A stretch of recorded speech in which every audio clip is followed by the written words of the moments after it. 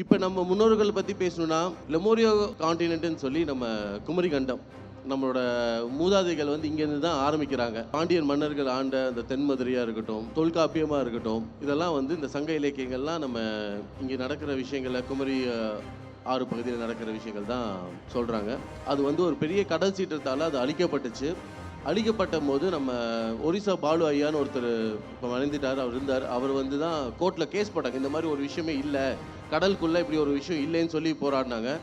அதுக்காக அவர் வந்து நீர்மூழ்கி சம்மரின்னு சொல்லுவாங்க, அந்த மாதிரி கமர்ஷியலாக யூஸ் பண்ணுற சம்மரின் மூலிமா போய் அதை ஆதாரங்கள் எடுத்து வீடியோஸ் எடுத்து இந்த மாதிரி ஒரு இடம் இருந்துச்சு, இப்படி ஒரு மக்கள் வாழ்ந்தாங்கிறதுக்கு இன்றைக்கி ஆதாரத்தோடு ப்ரூவ் பண்ணியிருக்காரு.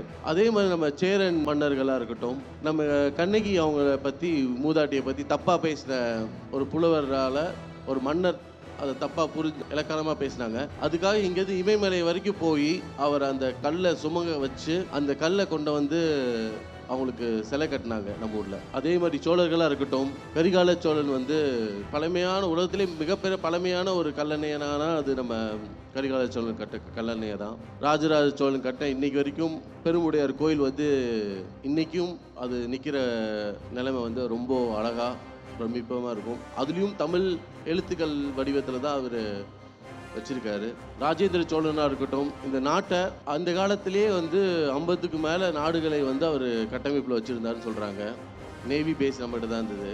அதே மாதிரி பல்லவர்களாக இருக்கட்டும், இங்கேருந்து சைனா வரைக்கும் போய் நம்மளோட தற்காப்பு கலையை வந்து மார்ஷியல் ஆர்ட்ஸ்ன்னு சொல்லி குன்ஃபுவா அது இன்னைக்கு உருவெடுத்திருக்கிறது வந்து பல்லவர்கள் காலத்தில் நடந்த விஷயம்.